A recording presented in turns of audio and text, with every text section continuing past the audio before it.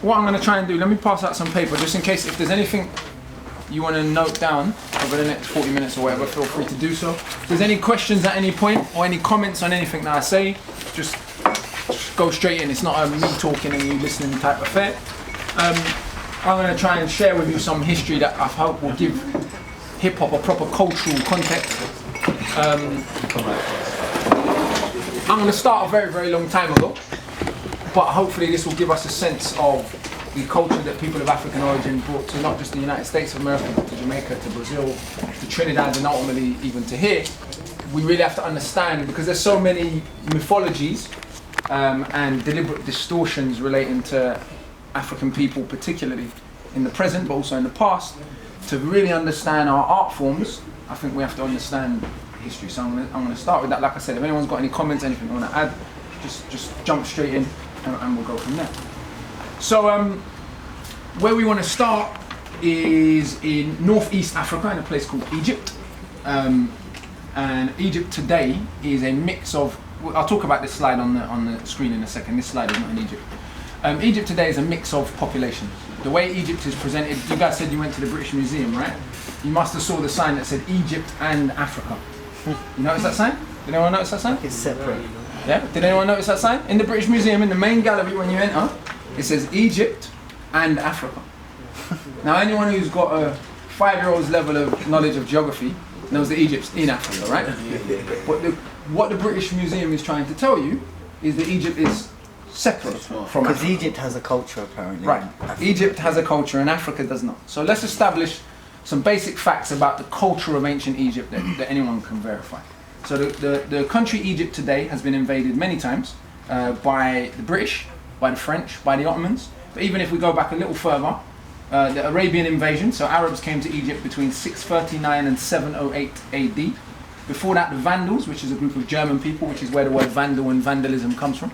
They invaded in the 5th century AD. The Romans invaded Egypt and colonized Egypt and the rest of North Africa from 146 to 30 BC. Before that, the Greeks invaded ancient Egypt in 332 BC. Before that, the Persians invaded Egypt in 525 BC. So Egypt has been invaded many, many times, right?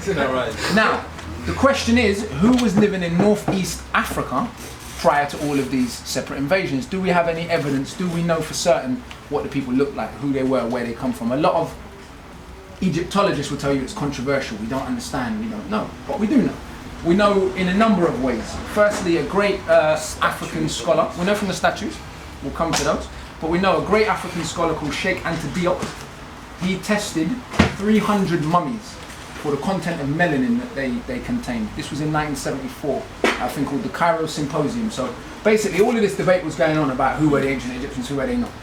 Organisation called UNESCO assembled a debate where 14 European and Arab scholars who were arguing that the ancient Egyptians essentially are either light skinned like me or white. That was the side they were arguing. And then there was like Jesus. Two African, exactly. There were two African scholars arguing that they were black African. In fact, the European and Arab scholars, I'm lying, they were not arguing that the ancient Egyptians were light skinned or mulatto or white. They were arguing that even though they were dark in some cases, they were descendants of Europeans. Does that make sense? So they were saying that even if they were black people, because they were civilized, they must have descended from Europeans rather than black Africans. Does that make sense? So that was how stupid the argument was. But Sheikh Anta Diop, among other pieces of evidence, he tested 300 mummies for the content of melanin remaining in them. Melanin is what makes people dark, right? It's one of the functions melanin has. They were found to contain more melanin than any black people alive on the earth today. All of them, not some of them. Which means they wouldn't have been just black, but they would have been purple, super Sudanese black. In addition to that, we have the written testimony of when the Greeks colonized Egypt. Many of the ancient Greek scholars observed who the ancient Egyptians were, and this is some of what they said. So Diodorus Siculus wrote a book called The General Histories in 30 BC, and he says, now the Ethiopian back then didn't mean the country Ethiopia. Ethiopian was a term referring to all black people. The term Ethiop in Greek means of the burnt face. So it literally means black, right? So this guy Diodorus said, now Ethiopians, as historians relate, were the first of all men. And the proofs of this statement, they say, are manifest. They also say that the Egyptians are colonists sent out by the Ethiopians. That's one Greek historian. Herodotus, known in Western academia as the father of history, also said there can be no doubt he was writing in 450 BC. There can be no doubt that the Colchians were a group of people at this time living in Russia. There can be no doubt that the Colchians are an Egyptian race. Before I heard any mention of the fact from others, I had remarked it myself. My own conjectures were founded first on the fact that they are black-skinned and have woolly hair. So he's saying that these people who were living in Eastern Europe at the time must be Egyptian, because like the Egyptians, they were black. Just out of interest, is that where the word culture may come from? Culture.